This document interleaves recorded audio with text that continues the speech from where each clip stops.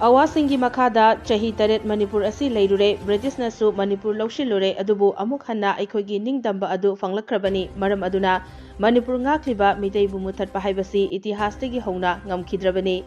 Meetei na mapangal sonthabada Manipur thugaiba lai Haibasi yeknabana khangi haina hanagi UNLF ki chairman Ningthemja Sanayaima Allies RK Meghen na fongdokre Wafam asi ngasi Agartala gi Radhanagar da leiba Radha Madhavta pangthokiba Tripura Manipuri Student Youth Coordination Committee gi Marishuba General Conference ta fongdokhibani General Conference adu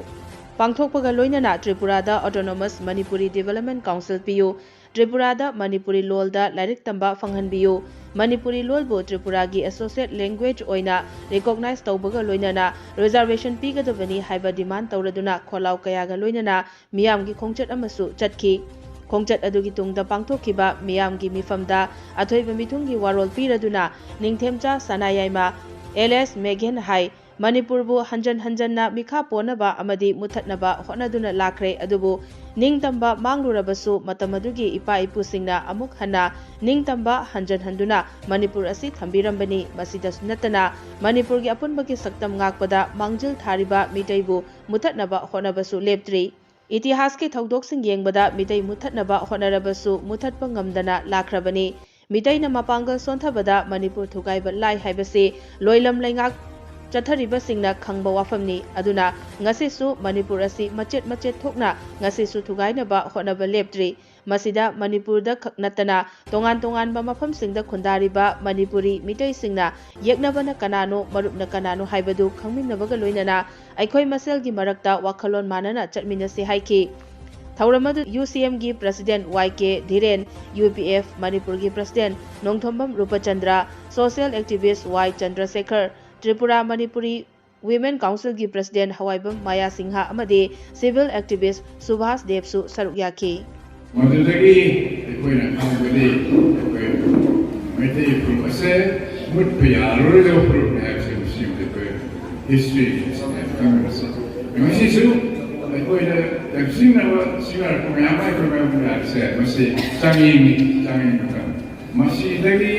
tolkelo se Paidagi kurungsa tapi masih anu kurungsa tapi mama Manipuri anu kalau mana ho macam ni ada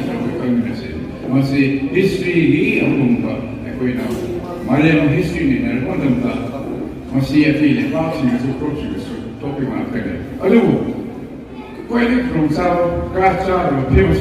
masih ada kurungsa tapi nak bagi film ni malu ni jauh ni Adumba film itu berusaha terus hebat.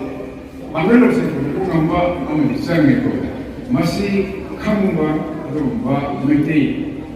perut begitu tu tadi sih. Ada masih berada di lokasi itu.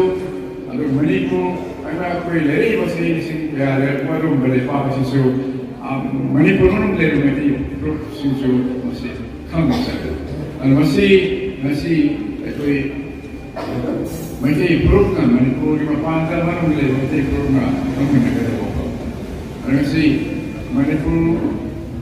dah sosial lebih masih na apa Manipur sini bersama apa negara Meetei sini bersama yang mana lebih fokus masih bapa seni. Lalu semua tanpa masih apa anda tu yang ada di bawah Meetei sini na Manipur lebih masih kita sen tu orang Tripura lagi, Sar lagi, anda pi